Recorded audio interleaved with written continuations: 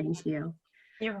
All right, so it is Monday, June 1st, 4:36 p.m. I'm going to call to order the meeting of the Monterey Peninsula Community College District Governing Board. Can I have a roll call, please? Certainly. Closed session. Closed session. Chair Yuri Anderson, I am here. Vice Chair Lauren Steck, Here. Trustee Marilyn Dunn Gustafson, I'm here. Trustee Green, I'm here. and Trustee Rick Johnson. I am here. Interim Vice President, or not Vice President, Superintendent President David Martin. Sorry. Here. Thank you. All righty. So we have one item on the closed session agenda, real property negotiation. Is there any member of the public that would like to make a comment on the closed session agenda? Rosalind's trying to get into the meeting again. Oops. I'm switching devices. Oh, okay. All right, 10 participants. Meeting is recorded. Seeing none, we will close session and close public comment and recess into closed session. Okay. You are co-host. I am stopping the recording. All right. Reconvening the governing board of the Monterey Peninsula College District. Can we have a roll call, please? Certainly. Chair Yuri Anderson, Still here. Vice Chair Lauren Steck. Did he say here? He did. Can you hear me? Okay, thank you. Yes. Trustee Rosalind Green, Here. Trustee Marilyn Dunn Gustafson, Here. Trustee Rick Johnson, Here. Student Trustee Robert Mountain, Here. Thank you, Yuri. No problem. and Interim Superintendent President David Martin. Here. Thank you. All right, so looks like next we have a Pledge of Allegiance. And if I can ask Robert to lead us in the Pledge of Allegiance today, and if you're not Robert, if you could mute yourself while we do that. Okay. I pledge allegiance to the flag of the United States of America and to the republic for which it stands, one nation, under God, indivisible, with liberty and justice for all.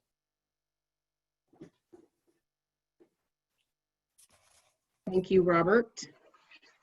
All right, so the next item on the agenda is the approval of the agenda, but do we need to do a report out on closed session first, Jareen? Yes, please. Okay. There was no reportable action. The board provided direction to staff. Great. Thank you. All right. With that, we have, would look for a motion to approve the agenda. So moved. Moved. Second. Oh, All right, I heard a motion by Trustee Steck and a second by Student Trustee Mountain. If that's okay. All those in favor with a roll call vote, please. Chair Anderson, Aye. Vice Chair Steck, Aye. Trustee Green, Aye. Trustee Dunn Gustafson. Aye. Thank you. Trustee Johnson, aye. Student Trustee Mountain. Aye. Thank you. That's unanimous. Great, thank you.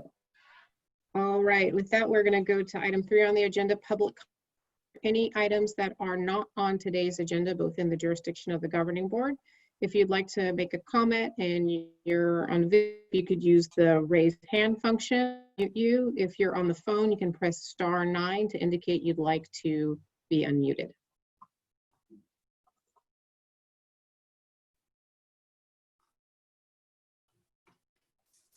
All right, seeing none, we will close public comment. My internet connection is unstable, so if I become disconnected, Trustee Stuck, if you could just keep going and I'll come back in when I am able to.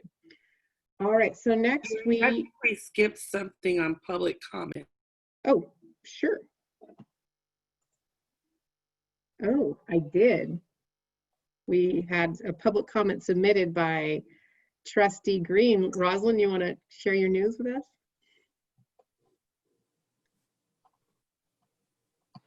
You're You're talking to yourself. muted. Russ. You're talking to yourself. Sorry.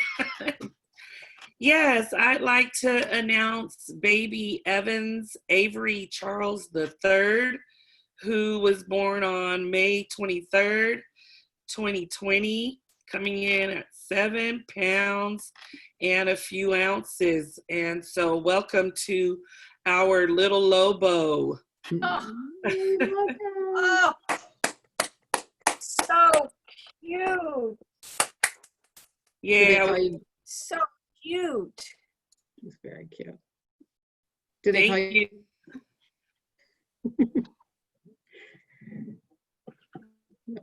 Okay.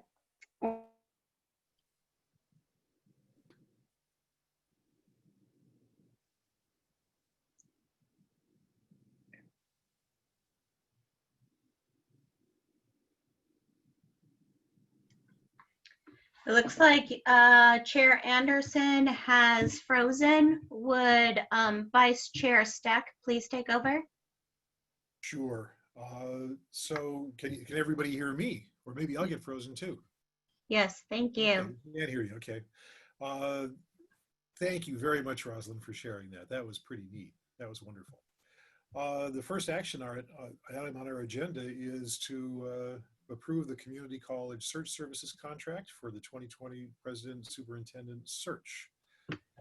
The item's on the screen if you can see it.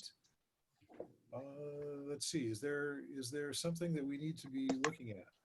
We had raised, may I speak, that we had raised this issue. This was something that came for approval last week in our regular board meeting, but there was a question about the fee that would be associated with this.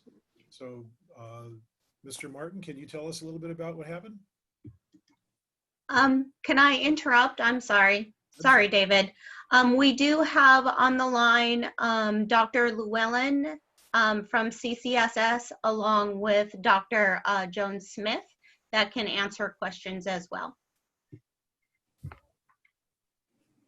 Okay. Well, I'd still like to turn it over to Mr. Martin.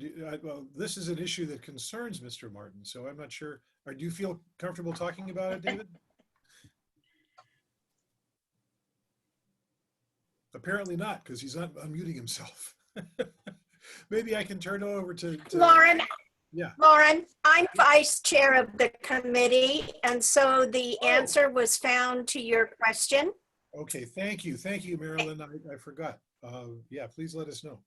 I am vice chair of the committee, and so the information that was requested at the last meeting had to do with the $19,000. And if you will see in the staff report, it says expenses are not to exceed $19,000. So with that being said, I think we reviewed all of the other elements of the contract, and they are in order for approval. Yuri usually likes to see if the public has any comment with regard to this contract. Maybe the trustees, I will entertain to see if any of the trustees have any other questions or comments. Marilyn, let's ask the public first, the members of the public first. That we should hear them before we talk about it, I think. You're okay. And since I can't see anything, we're going to have to rely on Joreen to tell us if anybody has a question that they would like to raise. Hi, it's Yuri. I'm back. We also have Dr. Llewellyn in the meeting if there's any questions for the consultant. Robert has his hand up. Okay. Can you unmute Robert, someone? Yeah. There we go. Not about the contract itself, but I'm wondering when we're going to know about the composition of the board? Of the committee. Right, right. So we are going to be having our first meeting with the committee, and they're going to have an option of whether or not their specific names are going to be released, because we had some advice from our HR department about maybe not giving out the names to help them not have undue pressure, but we will certainly be reporting out on various demographic criteria to make sure that all the required elements from the board have been met. So Yeah. we're scheduling that first meeting. The doodle went out today, the week of the 8th or the week of the 15th. So it should be by the meeting on the 24th. We'll have more information to share. Isn't there a requirement that that be public? We checked that question and it is not required, no. Thank you. All right, so again, I believe we were with the, looking if there were any members of the public who had a comment to make on the contract.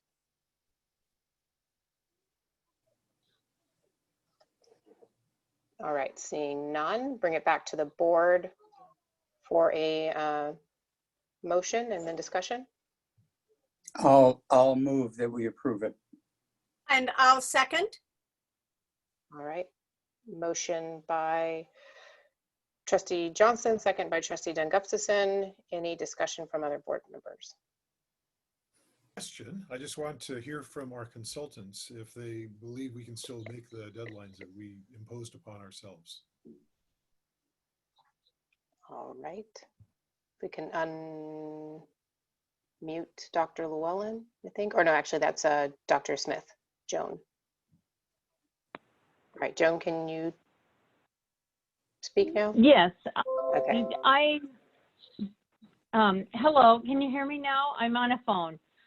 Yes. Yes. Yes, I received the tentative timeline with June with a lot of X's on it. Assuming that we keep with that schedule, yes, we can stay on schedule and have this completed by your November date. If we don't stay on schedule with the tight timeline that you gave us, no. If the committee is willing to stay on schedule, there won't be any problem. Thank you. All right, Joan, did you have something else you wanted to say? No, I'm sorry. I accidentally hit my phone. My apologies. Okay, no problem. All right, if there are no other questions or comments, or was somebody else trying to speak? This is Will Llewellyn. I just wanted to say hello, and I know many of you on the screen here, and you're seeing me in a different capacity than previously, but look forward to working with you all on this search. You as well. And Dr. Llewellyn, we are looking forward to working with you as well. Thank you. All right, so can we have a roll call vote on the contract, please? Yes.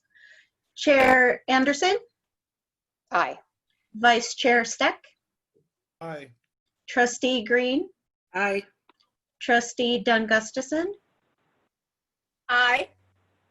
Trustee Johnson, Aye. Student Trustee Mountain. I abstain. Thank you. All right, so motion carries. So next we'll move on to information item number 4B, bond presentation. And I'll give it to Mr. Martin to introduce our guests. Yes, thank you very much, Chair Anderson. And as you mentioned, we do have guests with us this afternoon in regards to the item B on the new business, but to set the table and to allow our guests a minute to get ready. Last fall, the board authorized the contract with TWBW and True North to engage in a feasibility study for a potential November ballot election. That feasibility study was tentatively scheduled to start in March and linger into April, but ultimately, based on the current circumstances, the feasibility study was pushed back to provide some more time for our community to adjust to our new reality. Well, that feasibility study has now been concluded, and really the premise for tonight's presentation is for the board to have an opportunity to review the results of our feasibility study, as well as look at some of the next steps that we have as options in order to move a potential November ballot forward by the August 7th deadline as to when we would need to officially approve the possibility of a November election. So with that said, we do have 3 guests with us this evening. We have Tim McClerney and Brittany Brady from True North. And we also have Charles Heath from TBWB. And if I may grab the screen, I will go ahead and pull up the presentation that was attached to the board item. And then ultimately, we can all be looking at the same document.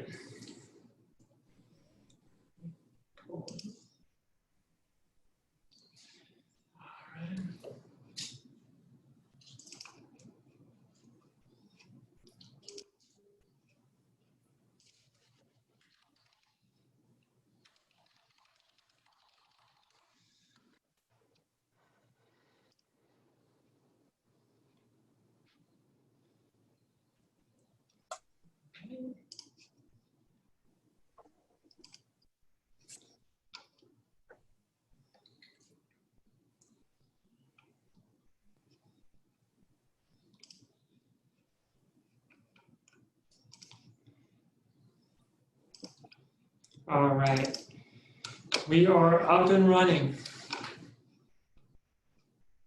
Tim, I'll go ahead and pass it over to you to take us away, please. David, before you do that, the screen you're sharing is just a Zoom sign-in screen. Okay, so let me make sure that I am sharing the right. Thank you very much, Chair Anderson. I hope that this is the right screen now. Yep, bond All feasibility. right. All right, we are heading off in the right direction, and Tim, please take it away. Great. Thank you, David. Good evening. I'm Tim McClarney with True North Research, and we're the firm that has worked with the district in conducting this bond feasibility study. Tonight, I've prepared a PowerPoint presentation which covers the key findings of that research. And as I go through this presentation, I welcome questions from the board as I go, or at the end, whichever is your preference. So, David, if you could advance the screen. Okay, so before we dive into the actual results, it's helpful to take a moment to review the purpose of the study, or why we went about doing this research, as well as the methodology, or how we went about doing the research.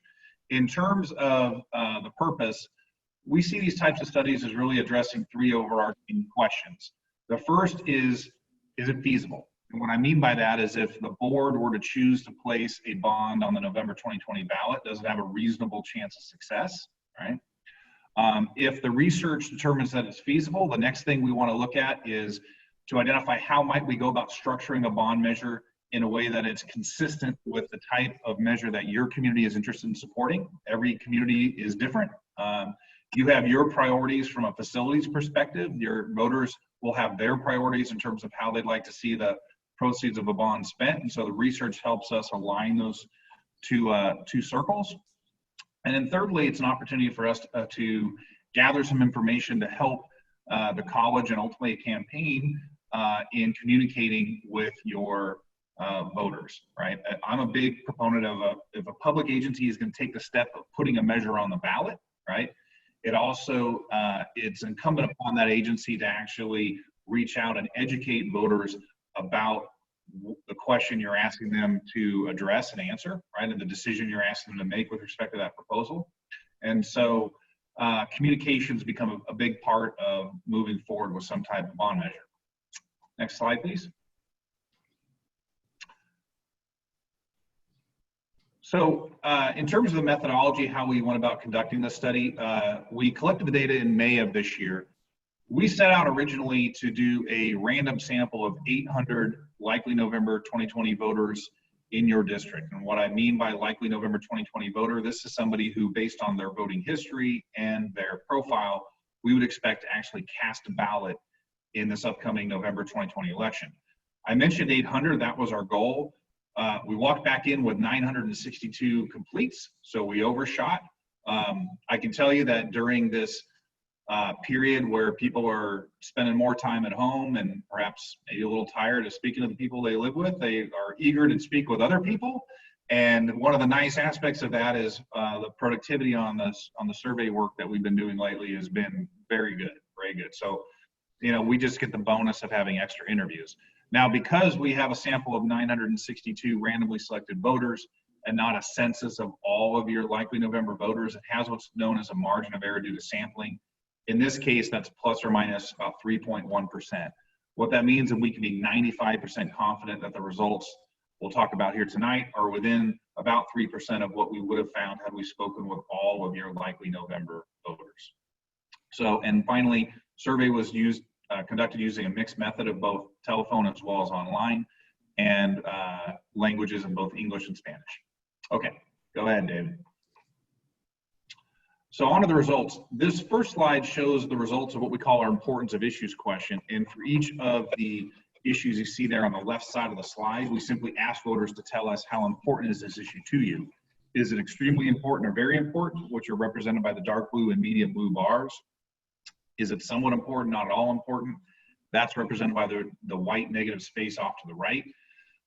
These questions were asked in a random order, but we've sorted them from high to low here based on the combined percentage of voters who said it's either extremely or very important. We asked this question because it's a nice warm-up, just gets folks thinking about local issues, but it's also an opportunity for us to look at how items that would be related to your bond measure stack up against other issues that also compete for tax dollars. And in particular, how do these items stack up against the issue of preventing local tax increases, right? It's kind of a rough rule of thumb, but it makes a lot of sense. The more importance that they place on items that could be linked to your bond measure relative to the issue of preventing local tax increases, the better positioned you are to move forward with some type of bond measure. The more those things are in tension, the steeper the hill it is you have to climb to be successful on election day. And you can see here, there's really sort of two tiers to this importance of issue graph. Top of the list, creating jobs, improving the local economy, 85% said that's extremely or very important, followed by preparing for public health emergencies like coronavirus. Obviously, both of those two items are central right now because we've been living through a pandemic and everybody knows what hits the economy is taking from this. And so it's not a surprise that those rise to the top of the list. But right there with it, you see number 3, ensuring local access to affordable, high quality college education and career training, right? So those 3 are really neck and neck at the top of the list. Then you have improving public safety at 69%, repairing aging classrooms and facilities at local community colleges on down. You get to the bottom of the list, preventing local tax increases at 52%. What we like to see is that there's a gap between preventing local tax increases and in particular the item of ensuring local access to affordable, high quality education and career training. And in this case, it's 29%. That's a good size gap, right? Throughout the last election cycle, we were seeing gaps of more like 20, 21%, 22%. So to see 29% is good here. The other thing, though, I will point out is you can see that when you compare that item to repairing aging classrooms and facilities at local community colleges, there's quite a bit of drop off there, right? We go from 81% extremely very important to 56%.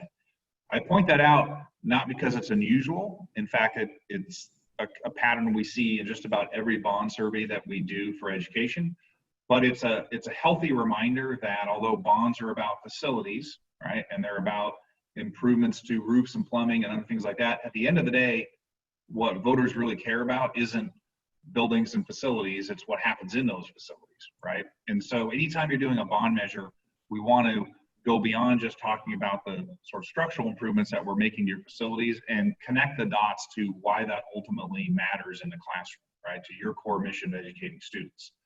The other thing I bring it up for, though, is that it also suggests there's probably a little bit of an awareness gap in the community about what your facility needs are, right?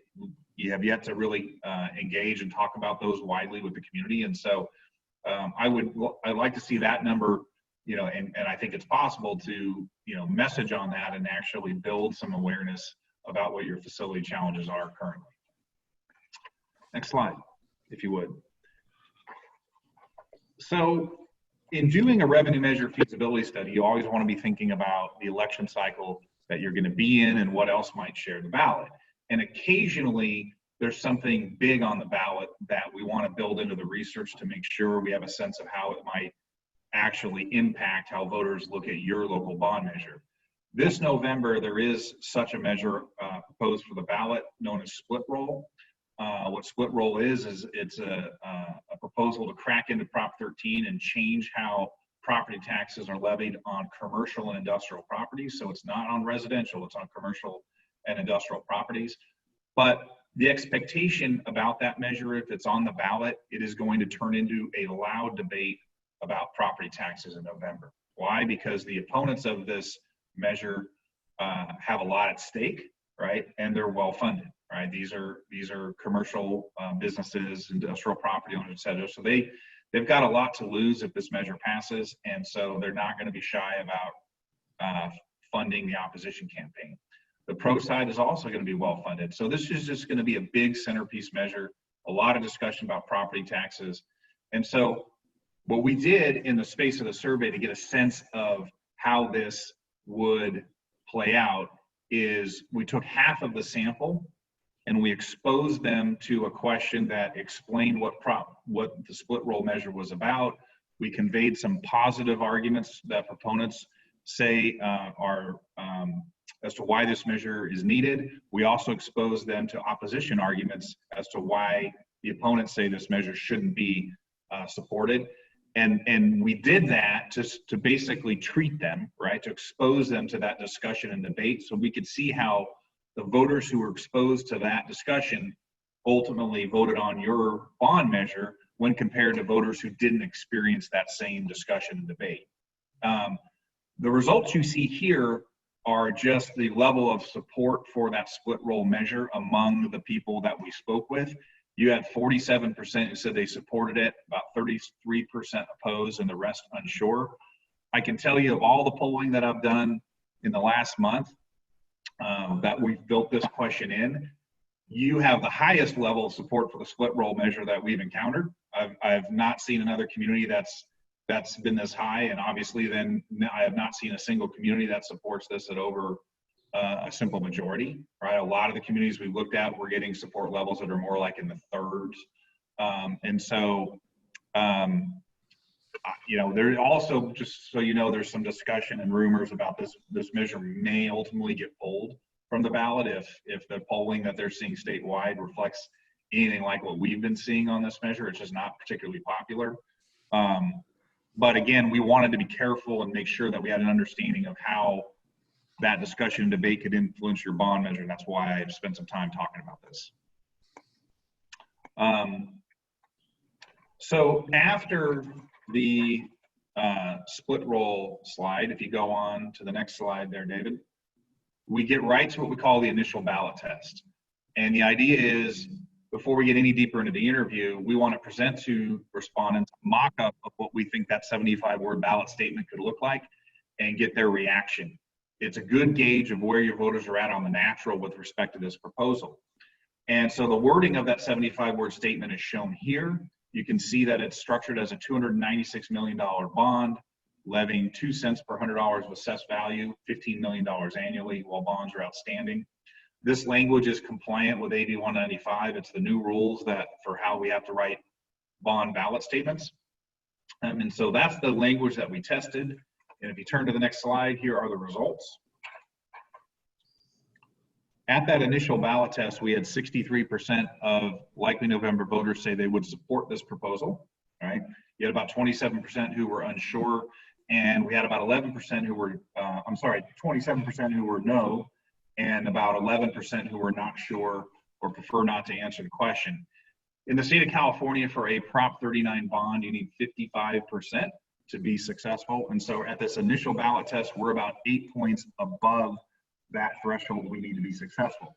Also worth pointing out, when you get behind this slide and you look at the answers of those who were exposed to that split roll debate versus those who were not, Interesting pattern. Those who were exposed to the debate were actually a few points more supportive of your local bond than those who didn't receive the debate, right? And it's interesting because I've seen that pattern a couple other places. And so the whole split roll discussion doesn't play the same way with all voters. And in a few communities, we've seen it depress support for these measures. But in more than that, we've actually seen it either have no difference or tick up a little bit. So in your community, we didn't see a huge impact here, certainly not in a negative way. Next slide, please. So after the initial ballot test, we get to the tax threshold questions. And the idea here is that just in case the respondent didn't sort of pick this up in the 75-word ballot statement, we want to make it clear that bonds are taxes, right? And we want to test with them a series of tax rates in this slide to give them a sense for the different price tags that might be associated with this bond and to understand how, as you alter that proposed tax rate, it impacts voter support for your proposal.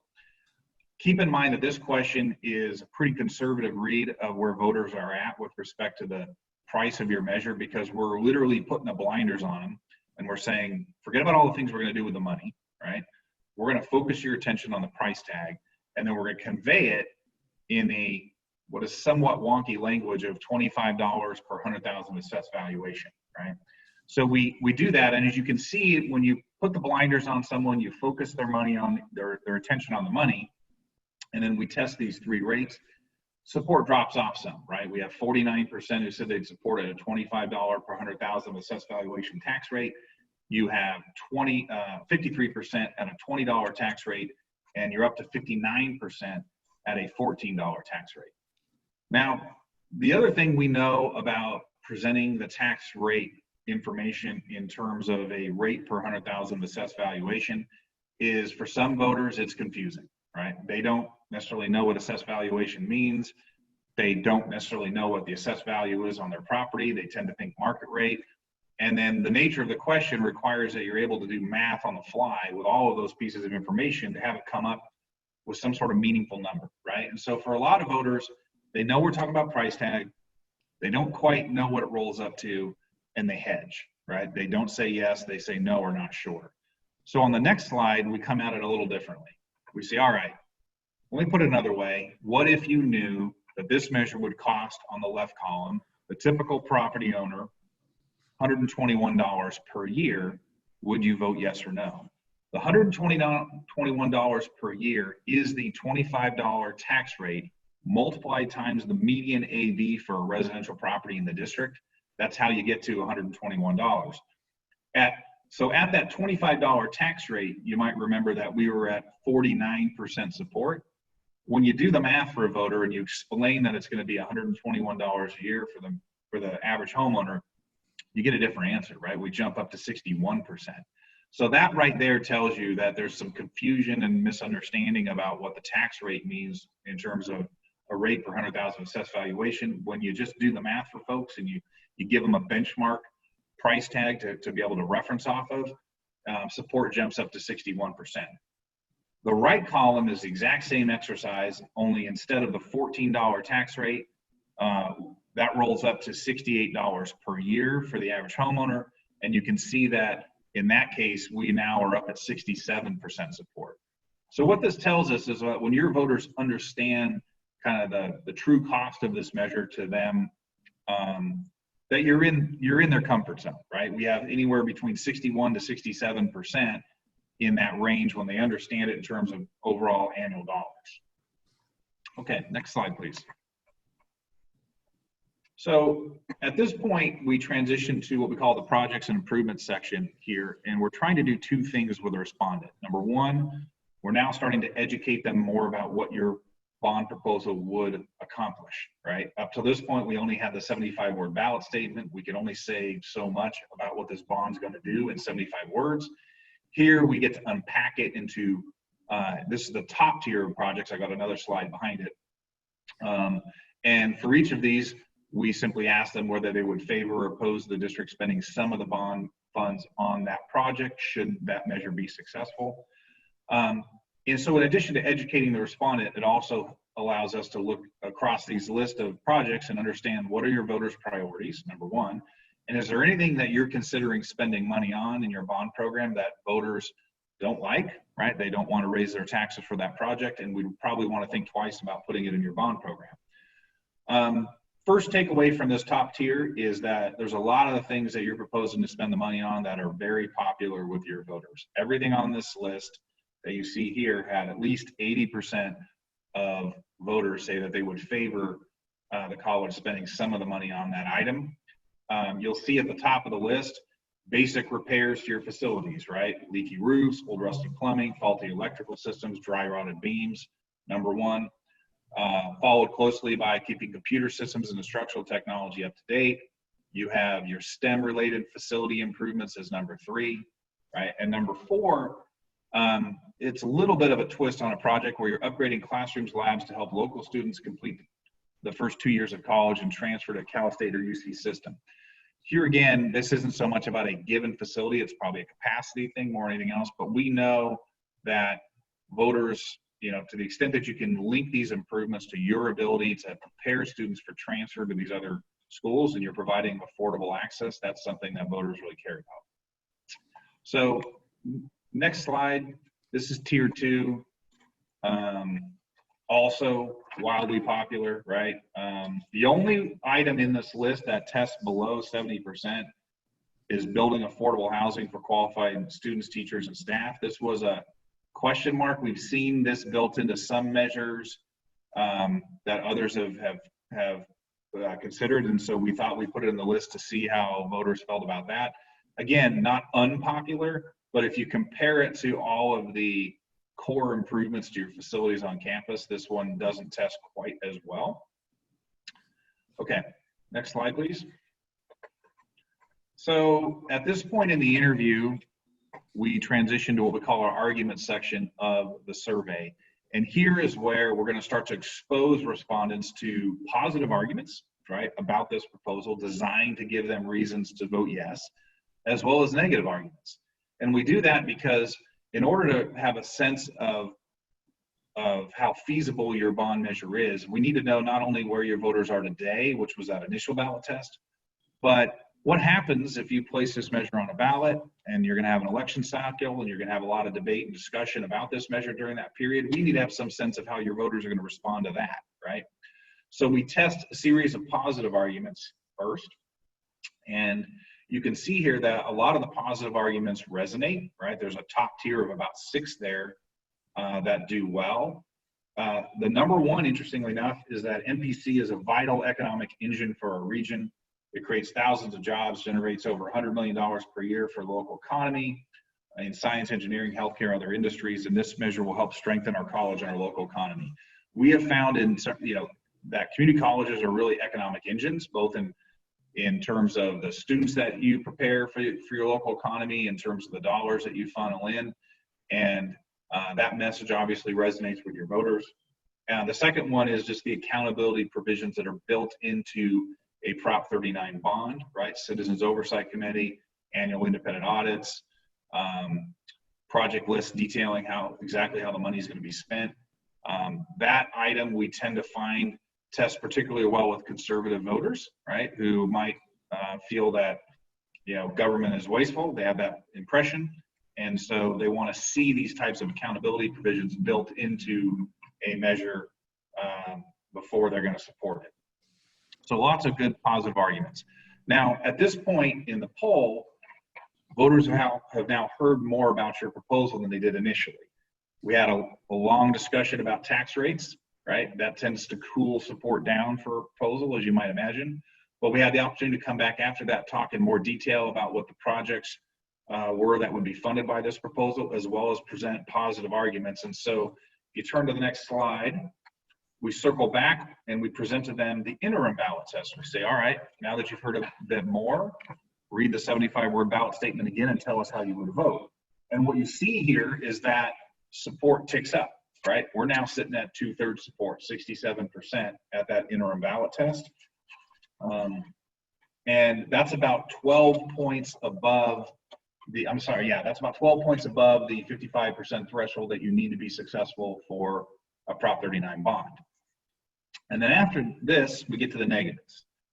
And the idea behind the negatives is we want to present to voters a series of opposition arguments, the kind of opposition arguments we think they could encounter during the election cycle, and get their reaction. It's a really good way of pressure testing voter support for your proposal, right? So we come into this sort of eyes wide open and realistic about what the measure's prospects are for success, because if you vote to place this on the ballot, you may get some opposition, and we need to have some sense of how that plays. You'll notice we test a shorter list of negative arguments than we do positive arguments.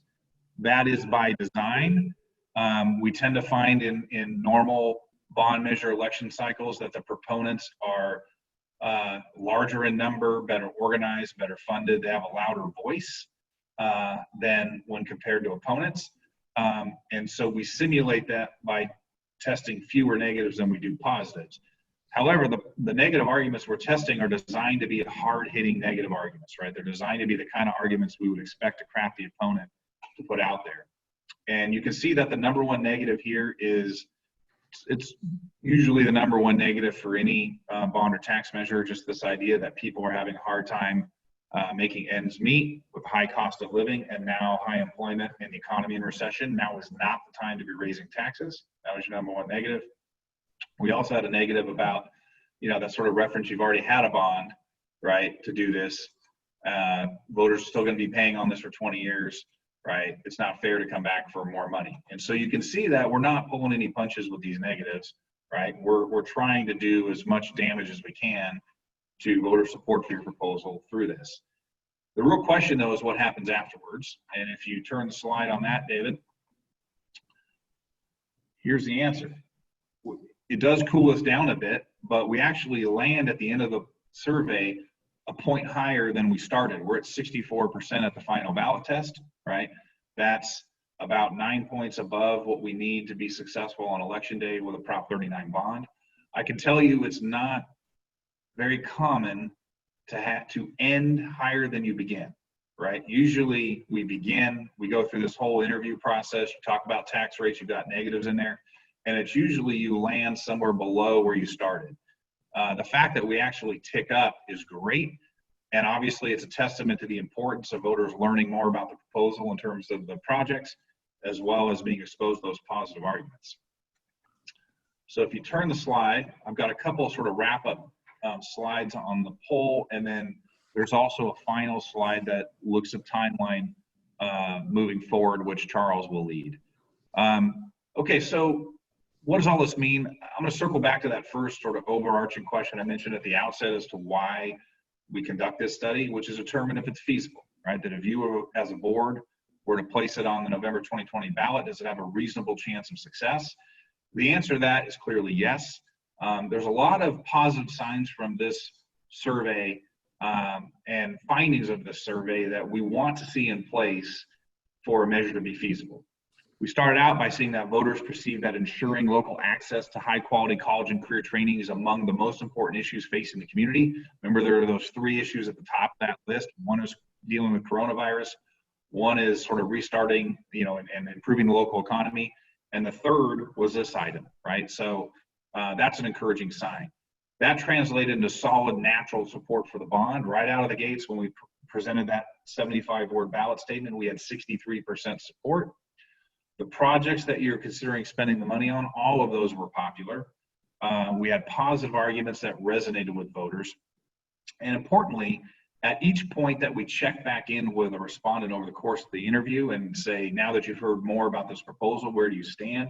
We find that we had support levels well above that 55% threshold that we need to be successful. And that was even after opposition arguments. And so in terms of feasibility, does it have a reasonable chance of success? Yes, I think it has a better than reasonable chance of success when you have these types of numbers. Now, if you turn the slide, that said, we have some considerations and recommendations. And the first bullet there is an important one, which is to remember a survey like this is a snapshot in time, right? It's not a crystal ball looking forward on election day and saying you're going to get 64% on election day. It tells you where your voters are today, and it tells you how they respond to the types of information that we'd expect them to encounter during the election cycle. I mention this mainly because you've got promising results here, right? But what determines what happens on election day isn't what your poll says today. It's everything that happens from this point forward. And so it's a reminder that we need to be making smart decisions about how you structure this measure so that's well aligned with what your voters are willing to support. And you got to put the work in, right? You got to put the work in to make sure voters are aware of this proposal, understand it, and see its merits. So with that, we've got a few sort of recommendations. In terms of the price tag, you know, you're allowed to go up to $25 per 100,000 assessed value. In looking at the tax rate results here, I would recommend pinning that around 20 bucks, right? It's not going out at the max. It's dialing that back a little bit. It also translates to an impact that's just below $100 a year for the average homeowner, and that's a good thing, right? You'd see, you know, there's, for the same reason that hamburgers are priced at $3.99 instead of $4, when you have an annual impact of 97 bucks versus say $105, you'll see a pretty good jump that happens when that occurs. So that's about where I'd recommend in terms of price tag. In terms of priorities, you know, we see the mix of things here. Again, there's nothing that you were considering doing with the funds that's unpopular. It all tested very well, but these were the items that sort of rose to the top of the list. You know, moving forward, district communications are going to be important, right? It's time to, you know, if you're inclined to move forward with a bond measure, it's time to start ramping up that conversation with the community so you can build some greater awareness of what your facility challenges are as a district and educate the voters about that and start to build consensus around this proposal. And then finally, there will need to be an independent campaign for November 2020. I mean, I think we all know we're buckling up for what is going to be another really wild election, right? And it's going to be loud. There's going to be some cross-cutting issues there. It's important that there's a voice out there on behalf of this proposal during that period of time, right? Which, as a public institution, you can't be the leader in that, right? It has to be an independent campaign during that period of time. That needs to be there so that, you know, we can kind of rise above the fray and make sure that, you know, those messages sink in with your voters before they cast their ballots in November. So with that, I'm done with the survey side of this. We can move, I can either answer questions about the survey side or we can move to this last slide. Charles can lead it and then we can take questions after, whichever you prefer. Let's go ahead and finish the presentation and then we'll take questions. Great. Charles? All right, thank you, Tim. As you all can imagine, we've been proceeding pretty cautiously with bond and tax measures in recent months and trying to, really, as Tim mentioned earlier, pressure test these proposals to make sure that, you know, all the factors out there in the environment are going to leave us in a position where we think that these numbers will hold up. I'll tell you, having looked at, probably a dozen surveys over the last few weeks as agencies are trying to consider whether or not to move forward with the November election, the results you're seeing here tonight are among the strongest we've seen anywhere in the state. So I think you're well positioned. It suggests that people have a very positive impression of Monterey Peninsula College and they have some sense of your needs. With that said, I think there's some data from the survey here that suggests that we can put ourselves in an even stronger position for moving forward in November by utilizing the district's ability to tell an informational story about the age of your campus, some of the needs that you've identified at your campus, the efforts you've gone through to develop a thoughtful proposal for addressing those needs, and in particular addressing some of the current challenges related to COVID and distance learning and all those factors that you're dealing with. So what we would suggest is that you utilize the time available to you from now through that August 7th deadline that David mentioned at the beginning of our presentation. That's the deadline by which you would have to submit a board adopted resolution calling for this bond election to the county election officials in order to appear on the November ballot.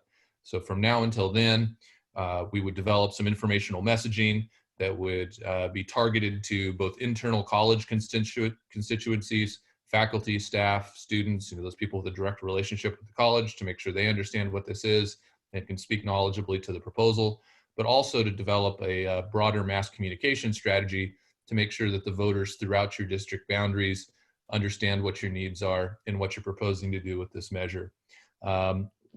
Concurrent to that process, we would also be working with your bond counsel and your financial team to develop the specific language of the proposal and bring that back to you prior to that August deadline to qualify for the ballot. I know you have a July 22nd board meeting, and I think that would probably provide a good target date for considering that resolution and moving forward to go to the ballot. But as Tim mentioned, once you take that action to put the measure on the ballot, then we enter the advocacy campaign phase of the effort. No public resources can be used to advocate for the passage of the measure. So through the months of June and July, as we're preparing to potentially put this proposal on the ballot, we also need to make sure that there are a group of independent advocates coming together and getting organized, raising resources, looking at how we can piece together a broad coalition of consensus around this measure in the community, secure key endorsements, those kinds of things, so that as we move into the fall, August, September, October, the pieces are in place to finish the job in a strong way and advocate for this proposal as well. So that's sort of a high-level overview of what we would recommend here over the next couple of months if you're inclined to move forward with this measure. We provided David with a more detailed timeline and set of recommendations for sort of step-by-step what we would do in the coming months. But just wanted to give you a sense of what this looks like from here if you do decide to move forward. So with that, happy to answer any questions you have. Thank you, Tim. Thank you, Charles. So if there are questions from the board, we'll take those first. And I know Robert had his hand up earlier in the presentation. So Robert, if you want to ask your question, and then the other board members can raise their hands and let us know.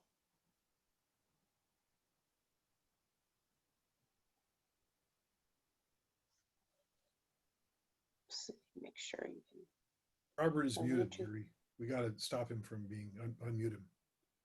Let's see.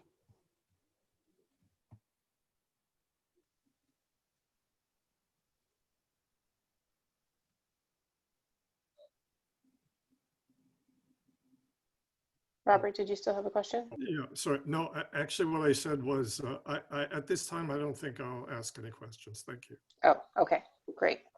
Questions from other board members?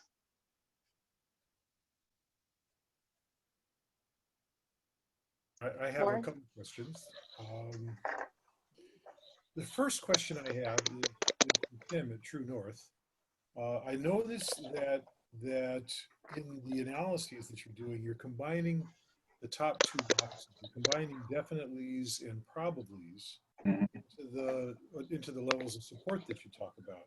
28 and 34 for the first time, 34 and 32, 32 and 31 for the third time. So 62% and 64% or so in the if you combine those top two boxes.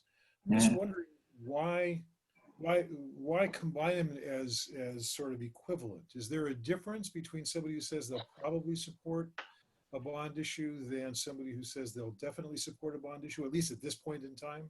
I mean, right. It's certainly, there is a difference in terms of intensity, right? I mean, somebody who says I'm definitely in is less likely to be a voter who fades away or switches positions than somebody who's a probably, right? But what we have found over time is when you look at the way voters vote on this, ultimately a yes is a yes, a no is a no. And I'll talk about not sure here in a second. So the best way with our research and looking what we find in our polls versus what happens on election day, the best way is to combine your probably yes and your definitely yes, and that gives you your yes voters, right? There are some pollsters who take a little more aggressive stance with respect to the not sures, right? If somebody comes in and says, I'm not sure, they'll say, well, which way you're leaning? And if you say you're leaning yes, they then like to count that as a yes voter. I have found that ultimately, if you compare those results to what happens consistently on election day, what you find is that just serves to artificially inflate your yes vote, right? And so my yeses are yeses, my nos are nos, and my not sures are not yeses, right, is the way I look at it. So that's why, but I do think it's relevant to share the pie chart, because it also is a reminder that, look, not all your yeses are super solid yeses, and we've got to work to keep them. Thank you. Mhm. Well, I guess should I continue? I'll let other people ask questions too. I don't want to hog all the time up, Tim.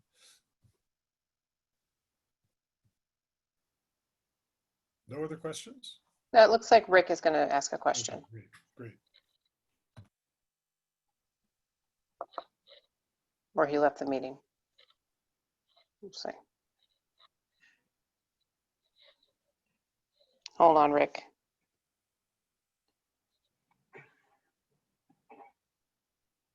Let's try it again. Now, Yes, now we can hear you. I need to go back to community college for some technology training here. I was very surprised by those numbers, very pleased too, but very surprised. You mentioned you don't have a crystal ball and November is quite a ways away. And I have concerns about some of the fatigue we will see by November. But I was very pleased with those numbers, and again, very surprised. Yeah, we, you might recall that our game plan was to launch this survey back in March, right? And then COVID hit, and I think we all made the right choice as to say, let's just stand down for the moment. Let's let the dust settle. Let's figure out where we're at here. And that whole period was so ripe with uncertainty. And we know that's the one thing that voters have the worst time with, right? Is uncertainty, right? You can, if they don't know what the future holds, and it could be anywhere from we get out of this scot-free to some of the really doomsday scenarios that were on the table public health wise in March. That's just a really bad time to be out there doing polling, because it's likely not to reflect reality in November. So we waited until May. And I think by May, the nice thing about it is the public has had a chance to realize, okay, good, really scary scenarios with COVID are off the table, right? We've successfully bent the curve. We've done that. Yes, there's an economic hit. Government stepped in and been helping with stimulus checks and other things, and PPP and other things. And so what's interesting, by the way, is when you look at the survey results, there is a partisan slant to how people view the future, right? Democrats tend to be more concerned about COVID, right, than Republicans, and that sort of reflects the national dialogue on this. And Democrats tend to be more pessimistic about the economy. Republicans are more optimistic, right? They think we're going to be back in gear in 6 months, right? Whereas Democrats tend to think otherwise. And so, but we weren't sure how all this was going to play. Ultimately, though, as not just in your polls, but in others, what we have found is that, at the end of the day, the reasons why voters were supportive of these proposals in the past are the same reasons why they're supportive now, right?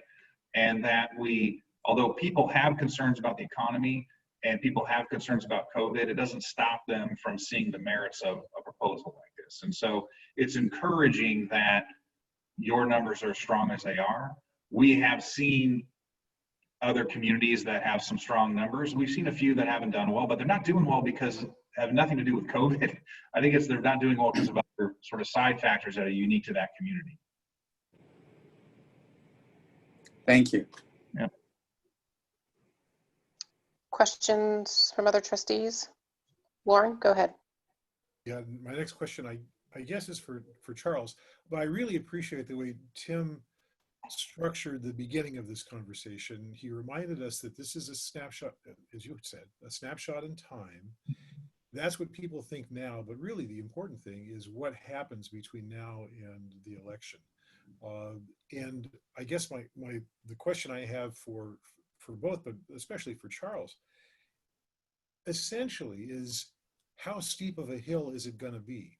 I am less excited about the 28% definitely supportive than Tim is, but I bow to the greater experience of Tim on this particular issue. But as I see it, the lay of the land, as Tim has already described a little bit, I'll describe a little bit more. There was a statewide bond issue in November for education that didn't even get 50%. That was only a 50% bond. So it didn't have to get to the threshold of 55, and it got what, 45? So it failed. And that was during a time when the economy was booming. Since then, you know, we've had this huge turnaround, and now if people were unwilling to support the the education bond, which included higher education before, and we agreed that these are tax measures, is now that we are hurting, now that the economy is hurting, it seems to me that it's possible, or at least possible, if not likely, that interest in taxing ourselves may actually drop relative to what things were like just a few months ago. And we got a higher bar than the 50%. And Tim did a great job of allaying my fears about the split roll, but I really still, even though you've already explained it perfectly well, I still worry about the split roll initiative in November, because there will be a lot of people who are anti-tax people out in the woodworks from the woodworks to support essentially what they perceive as Prop 13 and the sanctity of Prop 13. And as you said, there's lots of cross-current things going on and lots of other things on the measure, and we're going to be at the bottom of the ballot. So having said all that, I guess I want to know from you guys, how steep of a hill is it going to be? And how great do we have to be in order to convince voters to actually approve our bond issue? Yeah, those are all really valid points, Lauren, and exactly the kind of issues that Tim and I have been wrestling with as we're trying to advise our clients on how to move forward in these uncertain and unprecedented times. You mentioned the Prop 13 bond measure that was on the ballot in March that was the first statewide education bond measure in California to fail since 1994. And in addition to the performance of Prop 13, the passage rate for school and community college bonds throughout the state was down quite a bit from the historic norm in California.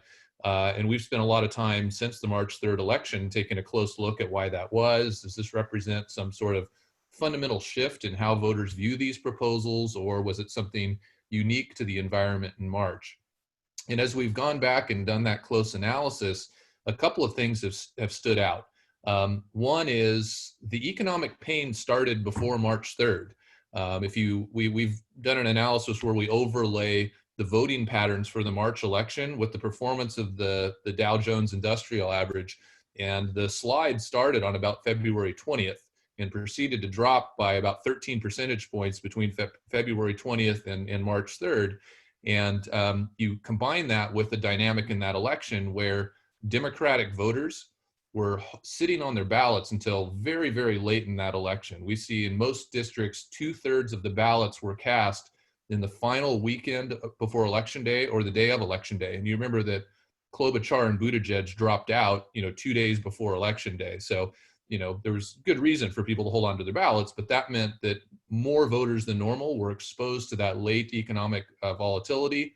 And also, if you go back and look at the headlines during that period of time, the reality that we had a health pandemic brewing on our hands started to become a reality.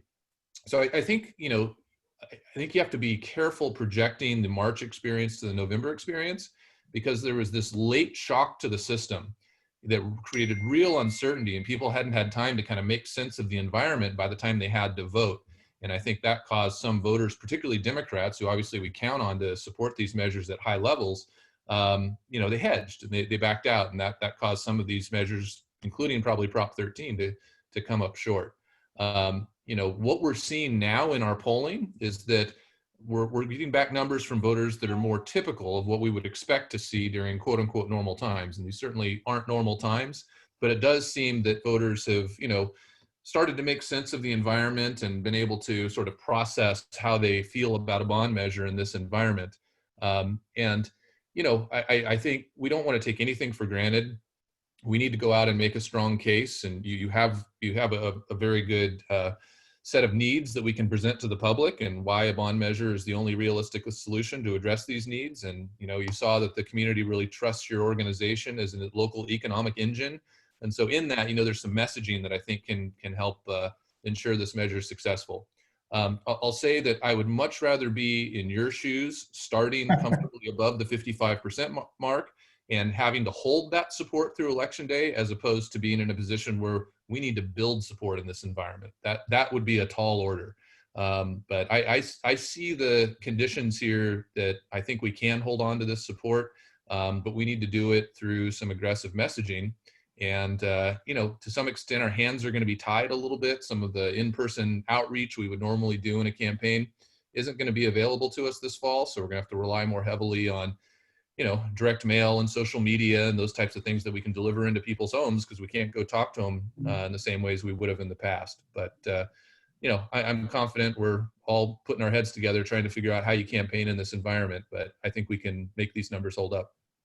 The other thing I'll chime in with is, you know, part of what contributed, in addition to what Charles mentioned about the, you know, the impact of COVID landing in California about 2-3 weeks ahead of that election cycle, creating a ton of uncertainty. I mean, the stock market nosediving 13 points, it continued on to go down to 25. And the stock market is a sign of people's expectations for the future in terms of the economy, right? When the stock market takes a major nosedive like that, it's because people are suddenly very fearful about what's on the horizon. Now, interestingly enough, if you look at what happened in the stock market, it hit the bottom, turned around and shot back up, and we're now sitting at like 25,000 on the Dow, right? Meaning, okay, people got over that initial fear, at least investors did, right?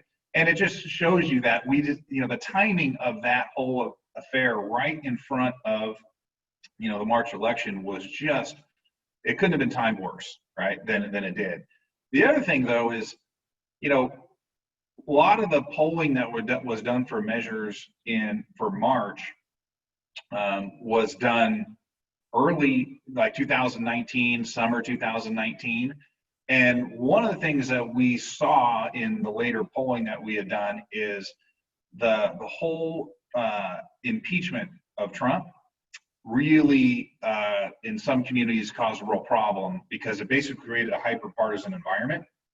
And what happened is, you know, in communities, less so like yours, but in others, particularly in Southern California, where you've got a pretty sizable percentage of Republicans in the electorate, you need some of them to come along, right? You need some of them to suspend partisanship and what their, you know, party ID would tell them what to do with respect to taxes, and consider the merits of a local proposal.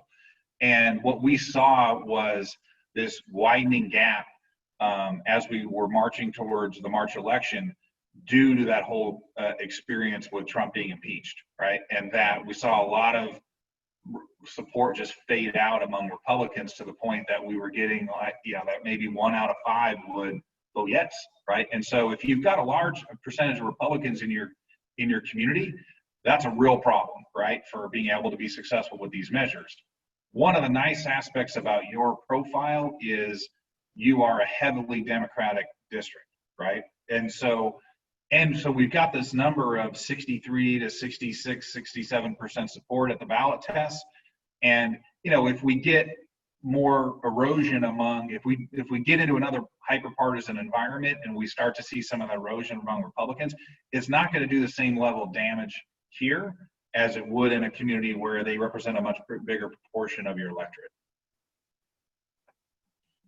Thank you. I also want to apologize. I knew it was a March election. I have no idea why I said November. My only excuse is that with, you know, the coronavirus, I've kind of lost all sense of time.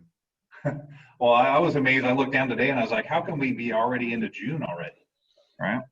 Yeah. All right, Robert, you had a question? Yeah, I think I will ask my questions. First of all, I'd like to ask a little bit about sampling, just because you know, like Dick, I find these results more than surprising. I find them shocking, completely at variance from what I would expect and from what my neighbors tell me. So in terms of the sample, you say that's a random sample. Do you have some way of looking at the demographics to say that this is a typical sample of our district, or you're just relying on, you know, on straight randomness? So since you asked the question, I'll I'll give you the longer version of this.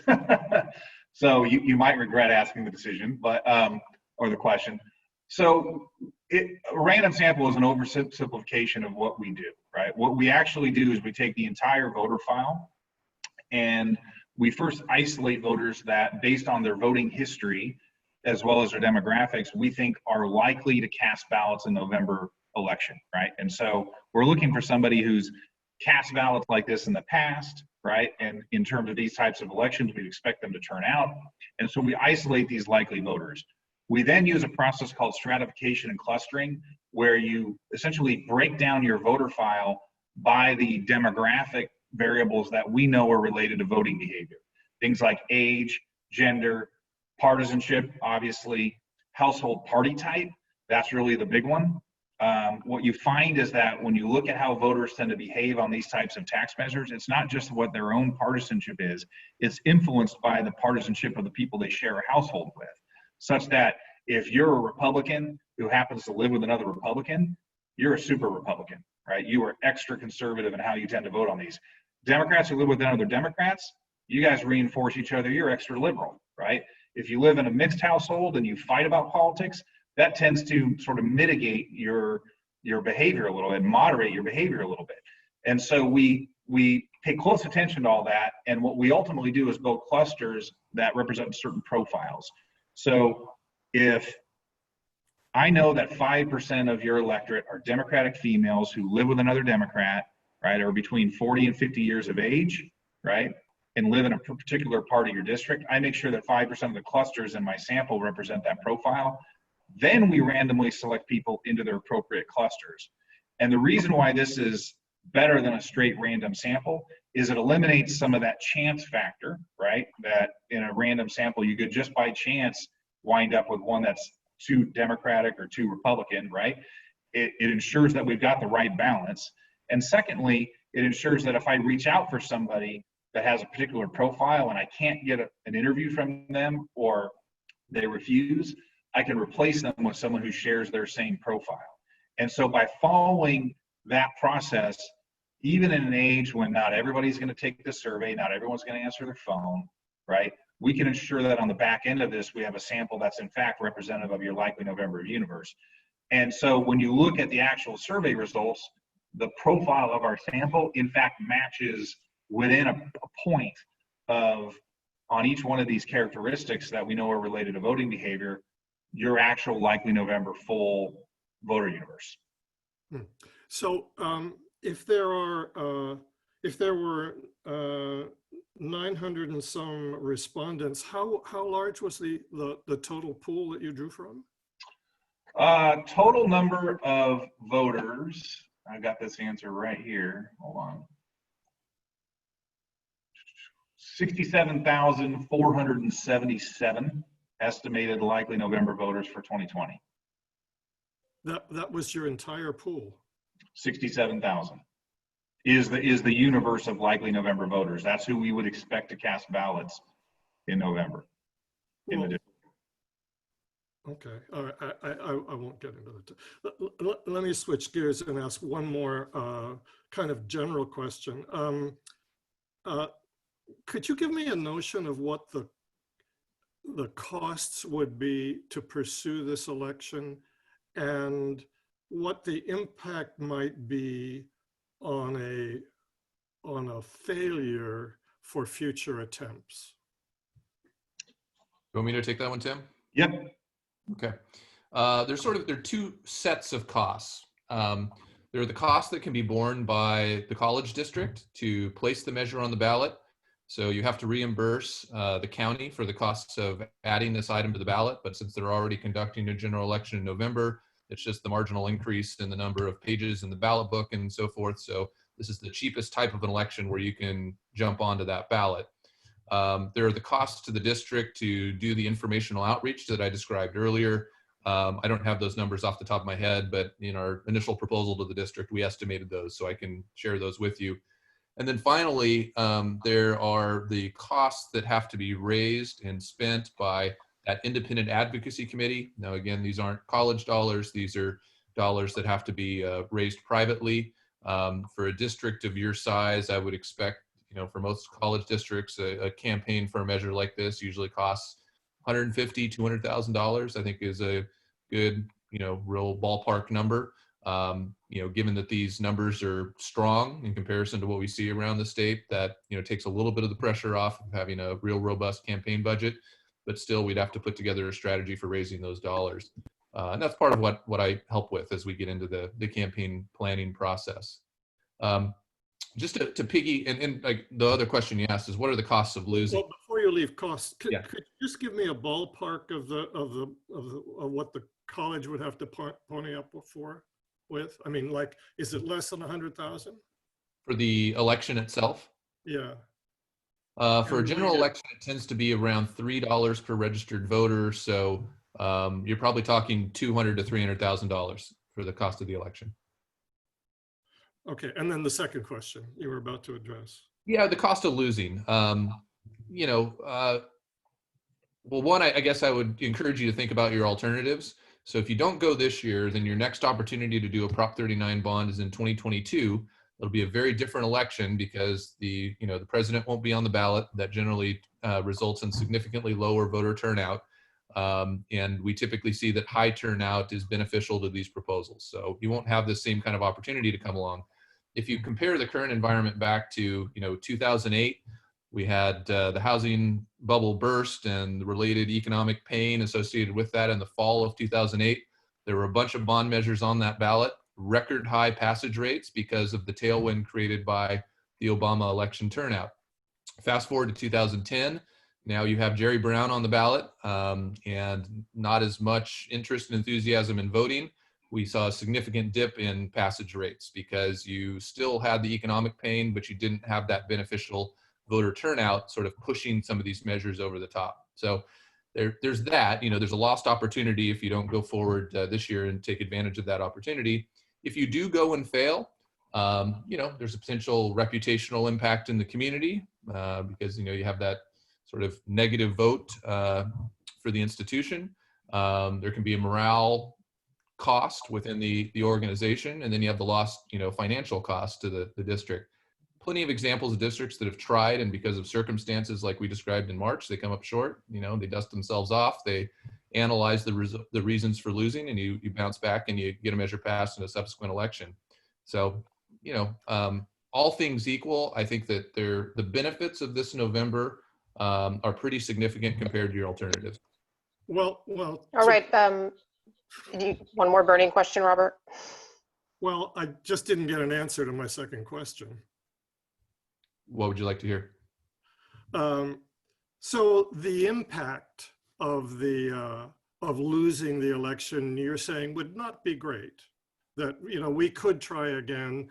Perhaps the circumstances might not be as favorable, but losing one and then trying 6 months later is not a huge barrier, right? Well, you can't try 6 months later. You can try 2 years later because that's your next opportunity to go to the ballot. But no, we have plenty of clients. I mean, we win about 90% of our elections, so it's not a tremendous number, but we have measures that come up short, and we take that information and use it to develop a strategy for coming back. And I think that it's not such a devastating cost to the district that it precludes a strategy for moving forward in a subsequent election. That happens all the time. Okay, thank you. All right, so we'll go ahead. Oh, Marilyn? Yes. This is the first election, certainly, that we have tried a ballot measure in which there will be a significant number of trustees from the governing board that are also on the same election. How do you think that's going to play into this? In our case, we will have 4 up for re-election. Some of us are running again, some of us are not. I think it's very common for public agencies to put bonds on the ballot at the same time as their trustee elections. Again, the general elections tend to be when most of these measures go to the ballot, which typically coincides with trustee elections.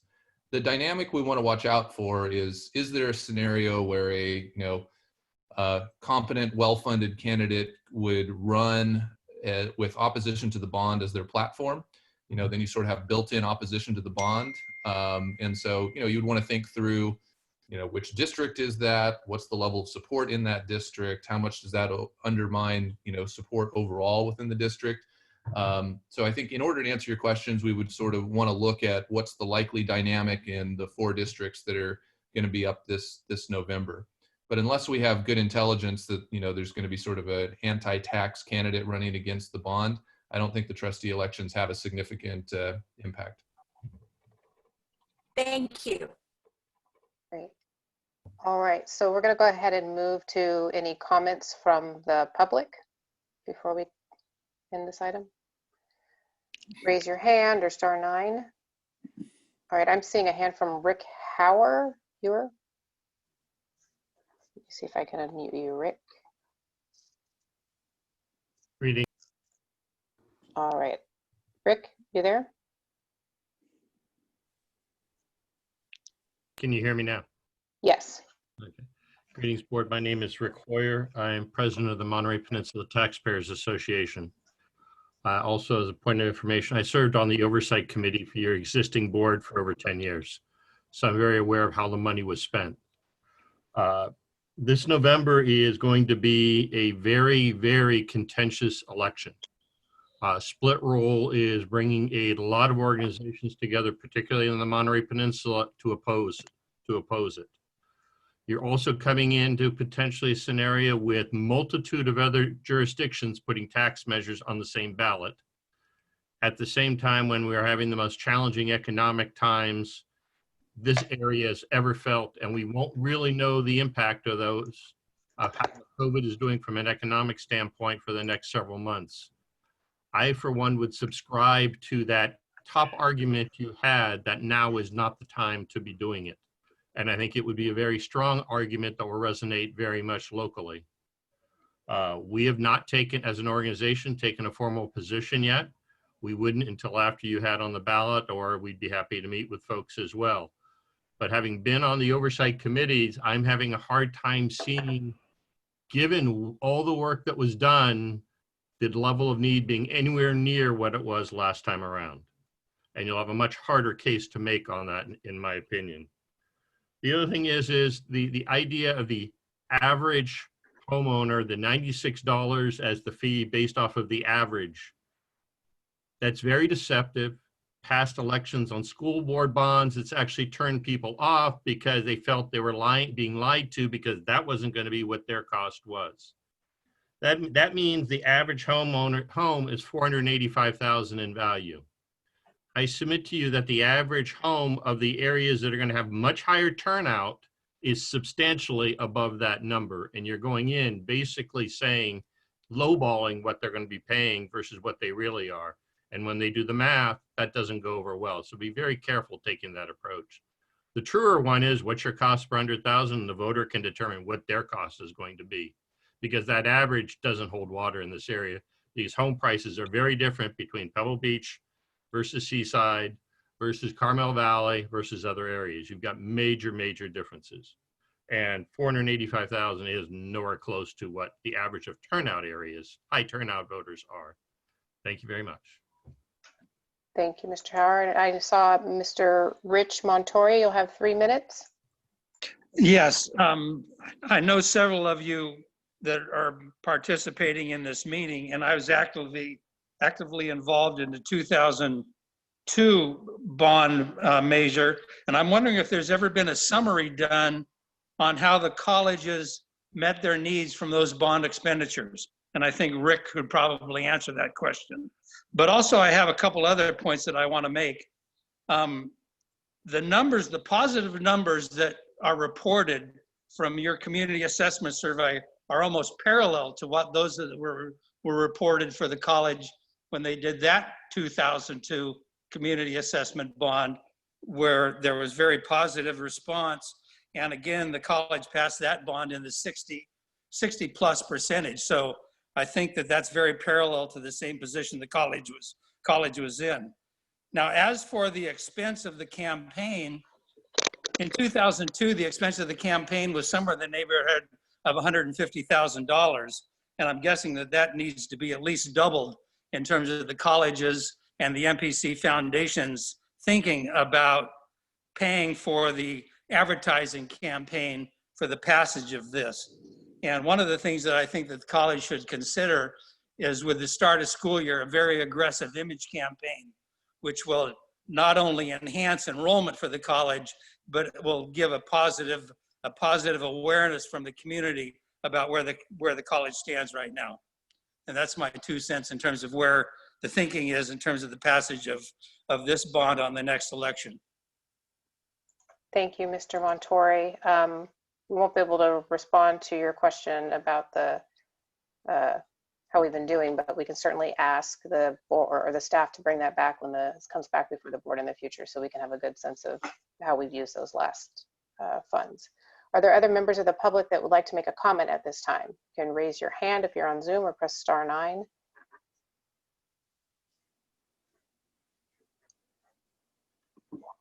Just looking through the list.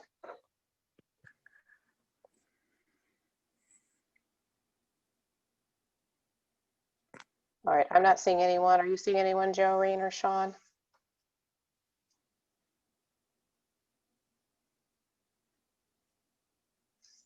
All right, so with that, we will close public comment on this item. This is just an information item, so I will hand it back to President Martin to kind of let us know what the board can expect from here. Yes, thank you very much, Chair Anderson. And ultimately, in grabbing the screen again, what we would be looking to do over the summer months is transitioning out of the feasibility study stage and into the building consensus stage, to where we would start drafting ballot language.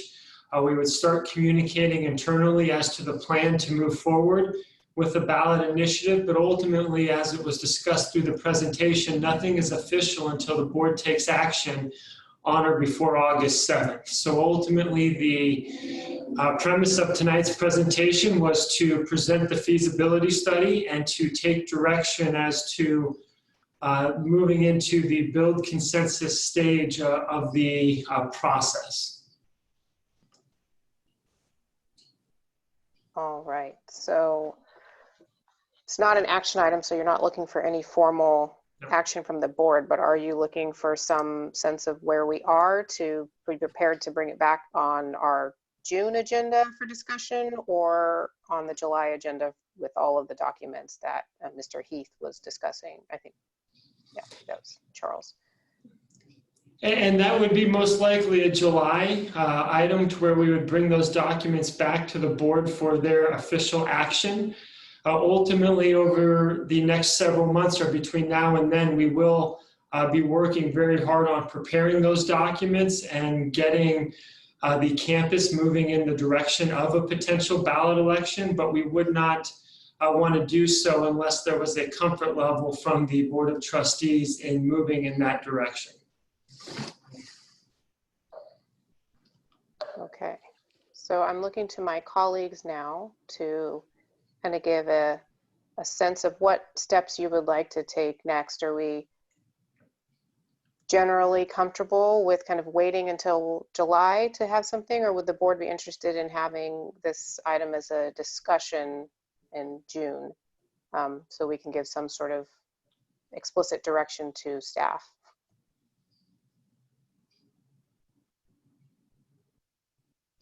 I see Mary Ellen trying to unmute herself, but Lauren beat you to it. So go ahead, Lauren. I like the idea of bringing something back in June. I think we need more discussion on this before we get to the point where we have a decision in July. Okay. I would agree with what Lauren is saying. I think it's important that the communication and the dialogue begin and continue. I would agree with that. Both those responses as well. I think that we need to definitely look at this sooner than later. So the June meeting is very appropriate. All right, and I heard Rick in there as well, and I certainly feel the same way. I think it was a good opportunity tonight to have the presentation and get to ask questions of our consultants, and it would be appropriate for the board to engage in a really robust discussion to help guide staff. So if that is sufficient, that will be the general direction we're providing to you to have an item on our agenda in June. All right, so we will. And I'd like to thank True North for this feasibility study. I think it was well done and answered a lot of questions, and it's a positive view of, it's a positive snapshot of where we are today. And I think you also said it's going to, between now and November, is going to determine a lot. So as time goes by, it will help us with our decision. Thank you. Thank you for that, Marilyn. You're always so good at making sure we do those kind thank yous. Lauren, you have something? Yeah, I just want to echo, first of all, Marilyn's comments with True North. I think that survey was competently done. And to me, that's high praise.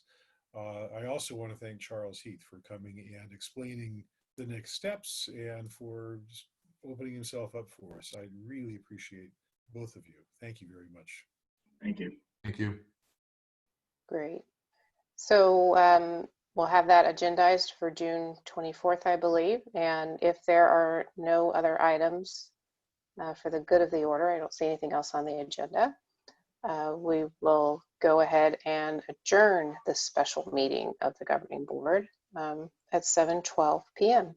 And thank everyone for their time and attention, and wish you continued health as we shelter in place, but maybe a little bit less than we have been recently. Thank you. Thank you. All right, good night.